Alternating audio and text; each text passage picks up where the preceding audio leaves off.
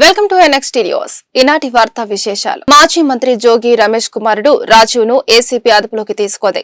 అంబాపురం అగ్రిగోల్డ్ భూముల వ్యవహారంలో అక్రమాలకు పాల్పడ్డారనే ఆరోపణల నేపథ్యంలో అధికారులు ఆయన్ను అదుపులోకి తీసుకున్నారు. ఈ అంశంలో మొత్తం 9 మందిపై కేసు నమోదైంది. సిఐడి నమోదు చేసిన కేసులోని ఏసీపీ సెక్షన్ల కింద కూడా కేసు నమోదు చేశారు. దీనిలో A1 గా రాజు, A2 గా జోగి రమేష్ బాబాయ్ వెంకటేశ్వరరావు, 420, 409, 467, 471, 120B సెక్షన్ల కింద కేసులు నమోదయ్యాయి. ఇబ్రహీంపట్నంలోని జోగి రమేష్ నివాసంలో ఉదయం నుంచి ఏసీపీ అధికారులు సోదాలు చేపట్టారు. అనంతరం రాజీవ్ను అదుపులోకి తీసుకుని గొల్లపూడి కార్యాలయానికి తరలించారు. అక్కడ ఆయన్ను విచారిస్తున్నారు.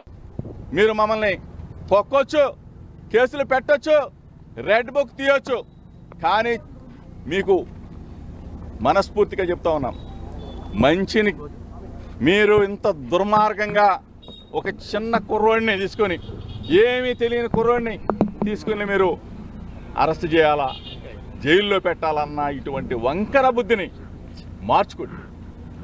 ఇది ప్రజాస్వామ్యవాదులరా, ఇది గుర్తించండి.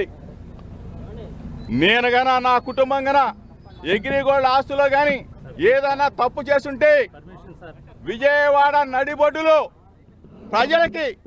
ప్రజల సాక్షిగా అవసరమైతే ఊరేసుకుంటాం, తప్పు చేసుంటే ఊరేసుకుంటాం.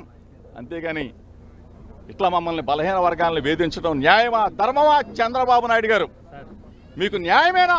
చంద్రబాబు నాయుడు గారు, దయచేసి మరొకసారి మీరు ఆలోచన చేసుకొని మీడియా మిత్రుల ద్వారా ప్రజలందరికీ కూడా ఇది జోగి రమేష్ మీద కుమారుడి మీద జరిగిన దాడి కాదు, ఇది యావత్ బలహీన వర్గాల మీద, గౌడ కులం మీద, గౌడ కులస్తుల మీద జరిగిన దాడి ఇదని చెప్పేసి మీ ద్వారా